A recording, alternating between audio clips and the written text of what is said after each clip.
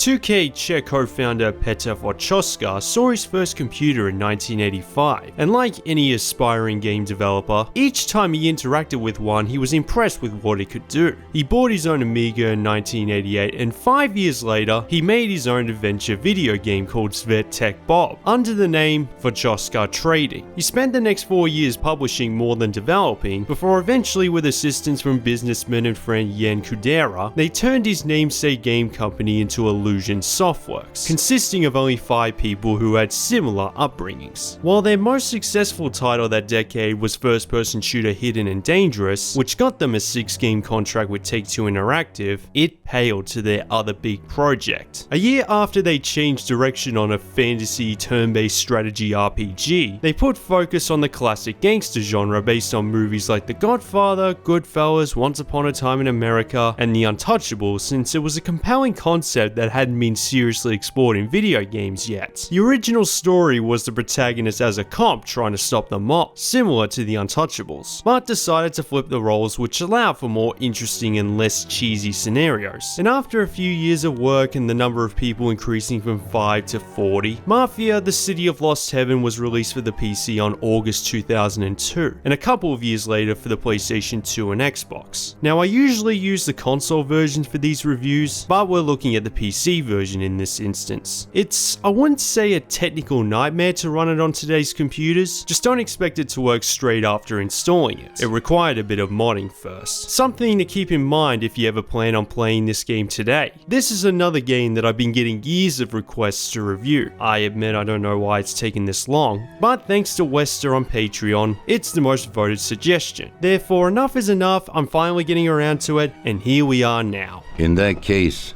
welcome to the family, Tommy. You've passed the first test. It's an honor, sir. And now we've got a new member. Before joining the Salieri family, Tommy Angelo was a taxi driver, a small rotating part of the city of Lost Heaven suffering through the Great Depression. Even though I wasn't making much and I worked from dawn to dusk, I was glad to be working. But one night during his break, he witnesses a couple of gang members crashing their car, and then threatened Tommy to get away from their rivals. I wonder what this reminds me of. After escaping and dropping them off to Salieri's restaurant, Tommy is compensated for his efforts, and offered a favor if he ever needed it. Initially blown away by the money he was given, he tries his best to make sure what just happened never happened. As my mother always said, you can never predict what God has in store for you. However, just a few days later, that rival gang, the Morellos, tracked down Tommy and attempted to beat him to death, but was able to make it back to the restaurant on foot, and the Salieris save his life. The boss then recruits Tommy as an associate of the family and perform a few jobs like distribution, robberies, assassinations, getting deep into the life as an enforcer throughout the decade as the jobs become more dangerous, while a gang war is declared between the families for the quest for power. So, we're really at war? We have been for a long time already, but now more than ever before. However, the game's story begins with Tommy having a meeting with a police detective, offering to give everything up behind the scenes in exchange for protection for him and his family, and it's up to you to play through the backstory that led to that point. If you ain't in a hurry, I'll tell you my whole story, and all the deals I worked on over the years. Before playing this game, I have watched plenty of crime, gangster, drama, thriller movies over the last decade, and it was really good to watch them again for this review and a potential Mafia 2 review. What I noticed about the first Mafia in comparison to those movies and something like Grand Theft Auto 3, it's trying to be its own crime drama rather than a quick love letter to the classics. It has its references. It's downtown, the Corleone Hotel. We'll have a sign on that says Scorsese Import-Export. But for the most part, it uses the gameplay to enhance the drama, not the other way around. I show my gratitude to those people that helped me, and there aren't many left who betrayed me. Capiche? Yes, Mr. Salieri.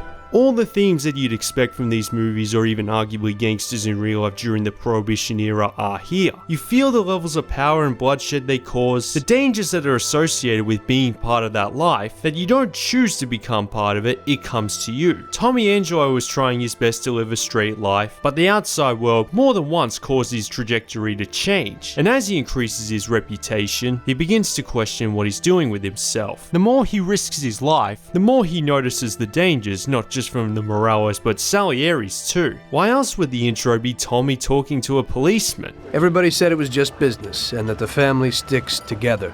It was different from living alone and nobody giving a damn about you. Suddenly you're respected by all the people you meet. Everybody knows you can help them, but you can also destroy their lives. While the dialogue is honestly a bit wooden by today's standards, it's very well paced, maturely focused, it follows into the gameplay and controls, which I'll get into further detail soon, and visually it has the cinematic angles, the dramatic music, pretty convincing facial animations for a 2002 game, all the while the city of Lost Heaven evolves around everybody. I have no criticisms for the story. For a while I felt like a king, until I came to a realization. If a regular guy like me could kill the most powerful man in the city, what good was all his power? A combination of New York, Chicago, San Francisco, and Los Angeles, which makes sense because not only all the best mob movies are set in these cities individually, but in Daniel Vavra's words, replicating a real city would have been counterproductive. For 2002, it's a very big map that goes beyond the city, including an airport, a middle-of-nowhere gas station, and a racetrack that the map HUD won't follow, which can be accessed at any time while driving. And I have to admit, it took me nearly an hour to realize. I was ready to rip the navigation system to shreds because I spent that time relying on the compass to find the next marker. All of them time-based, and because it was the first time playing, it was impossible to figure out how to get onto the bridge en route to another island because I didn't have a clue how the map is shaped. It's all over the place. So yeah, be aware of that or you'll look like the complete buffoon I am. Now, by today's standards, it feels very empty. And although there is technically a free roam option, there isn't anything to do outside the missions apart from learn how to steal special vehicles to add to your garage outside Salieri's headquarters. The only form of collecting in this game since there's no currency system. I've never seen this lock before. I don't think I can get in. Though things might have been different had they implemented multiplayer including races and cop versus crook game modes. And playing it on a modern PC with the graphics settings turned all the way to 11, it's a little outdated and glitchy at spots. On top of being a faff just to get it working on Windows 10, look at the shadow, the signs, and even Tommy's eyes during this cutscene. The draw distance is short, it's like driving into the mist or it's heavily polluted, and whenever I'm not recording gameplay footage, the frame rate is capped to 30 per second. I don't know why that is, but at least it's fine when it matters most. But otherwise, the small feeling of desertion can be contributed to the open world genre evolving over the last couple of decades. You forget just how old these games are now. Back in 2002, this map felt more alive than all its rivals. Non-playable characters that can be interacted with, it has a brilliant jazz soundtrack on the radio, although the Steam and GOG versions had it taken out for copyright reasons. It shows on some of the missions, like this band playing on the ferry. There's no music at all, and also changes to the map as time advances throughout the decade. More subtle like closed roads, which you don't pay too much attention to since the mission structure is linear, and more obvious like car models that slowly improve performance-wise, particularly uphill. Great motor, drives real good. It's front-wheel drive, you see. Yeah, movie stars drive those cars. When you enter a vehicle, you have to start the engine by revving the accelerator a few times. It has gears, fuel tanks that can actually run out, and 80 miles is the fastest I reached on the road, not the track. It might not be as slow as it sounds, but that only happened once or twice. If ever you get in a car chase, this is what all of them look like, not exactly dramatic. And going uphill? Good lord, could have read the whole Godfather book by the time it reached the top. It takes a while to get anywhere when cars aren't as fast as the ones today. And when you get out, you turn the engine off after you use it, not press one button to get out of a car. It's basically the 1930s equivalent of a job simulator that's very popular on Steam. Very slow and fidgety. I don't say this in a bad way, it's just very overly precise. But because the game is set in the 1930s, it's understandable. Cars really did move that slowly. Your mind eventually adjusts to it even when you're using a keyboard, and I would be more critical if cars were faster than that. Though I had the infamous race mission set on easy because moving on foot is difficult enough as it is, which I'll get to. If you have the original copy, then good luck. You really want me to do this? I've never raced before. I also like how each car has a special damage model. Like when you hit it with a bat or have a high impact collision, it's non-scripted, something that will be implemented more in the next generation of gaming. In fact, the only thing I don't understand about the driving is there's a speed limit of 40 miles per hour, and if you exceed it, you get in trouble by the police. I mean, is that really necessary, considering how much slower cars are compared to other open world games? And yet driving on the wrong side of the road on the footpath and hitting the traffic that isn't police is a-okay? Aside from one or two unique offenses like running the lights, there's not much consistency. That said, the wanted system works very similarly to a lot of open world games. Committing crimes will cause the police to try and catch you, but their intention is based on the icon above. If you commit a minor offense like speeding, you can simply pull over and pay the fine. Anything else involving harm to the public means they'll try to arrest or even kill you. And for minor offenses, because there's no currency system, you're not actually paying for it, so it has no effect on the character other than your time. It's a question of what takes longer, staying on the speed limits or going as fast as possible and waiting for the policeman to write up the ticket. I usually do the former because while police do appear on the radar HUD, since I'm playing this game at 1080p, it's hard to see what dot is the police officer. That, and I don't want to risk having to redo a certain stretch of the game all over again. Although during missions there will be moments where you need to fight back and or evade, because unlike GTA, taking out a wave of police evades them, not triggers more.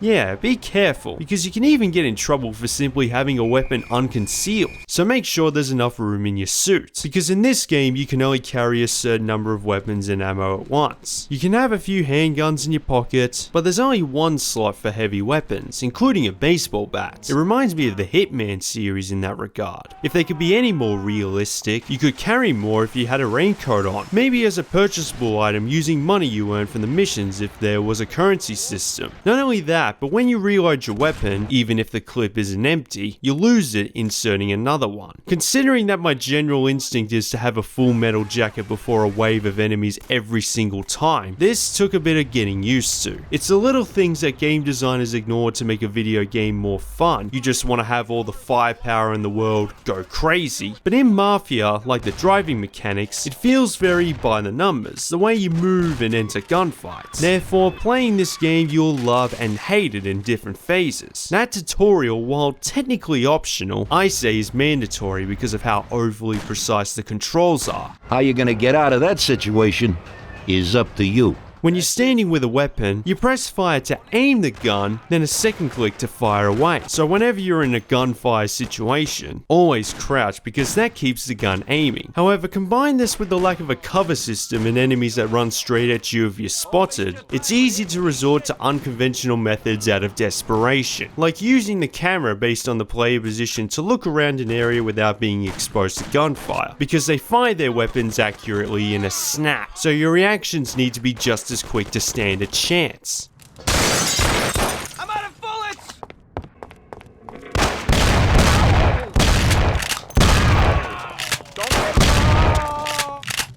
You have to be cautious and precise with your aiming. When you fire, the crossfire moves from the gun's recoil like you shot a sniper rifle. When you're trying to tiptoe, get the best shot from cover, it's easier to side jump since all it takes is 2 presses of strafing left and right, and enemies take more bullets than you might think. Headshots, for example, don't equal an instant kill, believing it did got me killed more than once. And if you get hit yourself, the controls are briefly stuck. There are health spots in the form of medical cabinets, but they're very easy to miss as it looks like they're part of the map scenery. I was a third into the game before I even knew they existed.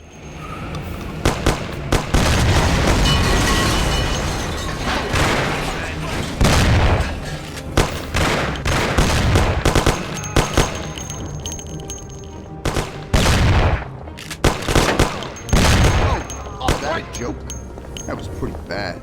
I know this full explanation on how to move around, fire a weapon, and staying alive with such detail might sound unnecessary, but the controls are so complicated, it all has to be understood if you're going to have a chance of getting anywhere in this game. It's about knowing where the enemies spawn in advance. There's a lot of trial and error involved. Like, it can take over half an hour just to reach a checkpoint, and that's without losing a life. And seeing it all go to waste will test your patience. Just sit here and watch, so you don't screw up again. Not only does it look like it's from the 30s, but plays like it does too. And I have to admit, for the first few hours, I hated it. I hated the slow cars because they can easily stop dead in your tracks. It takes a million years to get back up to speed, which makes chases and evading completely maddening. I hated the lack of a cover system that you can easily shoot instead of an enemy. I hated the melee controls because 95% of the time all you do is repeatedly click and hope for the best. Though the 5%, the mission where you sneak inside a giant house, is a fun little stealth mission, and I especially hate it, actually I still hate it, that you can accidentally side jump while trying to correctly aim at an enemy carefully. That got me killed on multiple occasions. If only I realized it could be turned off from the start. Like I said, the game was quite the learning process for me. Point is, the first few hours seemed like there's always something to make it harder than necessary, and it became distracting to the point that I briefly lost interest in the story because my mind was always in survival mode. You don't look too excited. That's because I ain't. If you go into this game thinking it's going to be a slower Grand Theft Auto 3 set in the 1930s, think again or you'll be given a horrific first impression. Honestly, looking at the critic scores of the console versions, I can't even fathom what they would be like to play.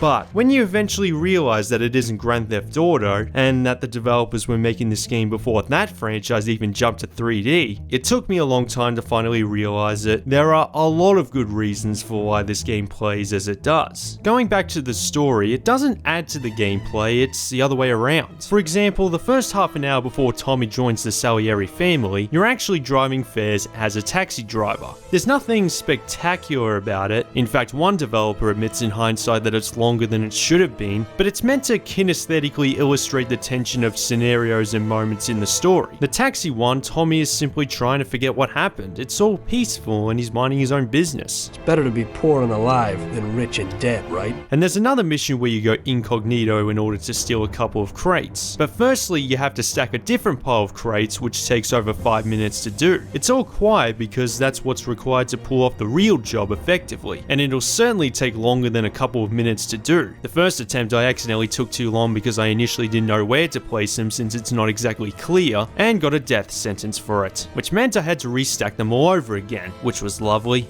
I should have known. As soon as I turned my back, everybody immediately goops up. We're conditioned to expect a video game to start off with a bang because that's why we like them so much. They're exciting. Here, apart from jumping between different years, nothing is abridged. It's like the developers didn't want the player thinking throughout the game to be like, wait, you can't do that in real life. So when the action does kick in, it feels more meaningful, intense, and dangerous. And it also capitalizes on the linear mission structure so that the outfits, weather, and time of day are all suitable for certain missions. Kind of like me playing GTA games trying to wear the appropriate outfit, only this game does it all for me. If you love the kind of movies it takes inspiration from, you'll absolutely love this game only if you can cope with the slow gameplay. It comes down to how much you rate it above anything else. For that I say, after a few hours, you do eventually cope once you gain better access to more powerful weapons like Thompsons, rifles, and shotguns which can kill instantly. This won't be no picnic. I know. You still have to know where enemies are going to pop up, but you can say that about a lot of games. It's not as luck-based as you might think. Even just a second attempt is all you need, and despite a lack of a save state, the checkpoint placement isn't too bad either. And it auto-saves, so if you're a rage quitter, you reload to the last checkpoint. Unlike Grand Theft Auto from the early 2000s where you have to start the entire mission. Mind you, the missions in those games aren't as hard nor take as long. Really, the best comparison for Mafia is not GTA, but the Getaway on the PlayStation 2 with the way it approaches the open world genre in a more realistic way, with a linear mission structure that puts story and style over substance, which first time gamers today wouldn't be able to fathom. I think the difference maker is being able to manually aim while moving. That's the main reason why Mafia is the better game, but I can't stress enough, you have to keep your eyes peeled as frustration just makes you play worse. In some instances there's more than one strategy, but weapon precision is key since the controls are so realistic and touchy. However, you will eventually grow that enemy instinct and find yourself dying less as you progress through the narrative.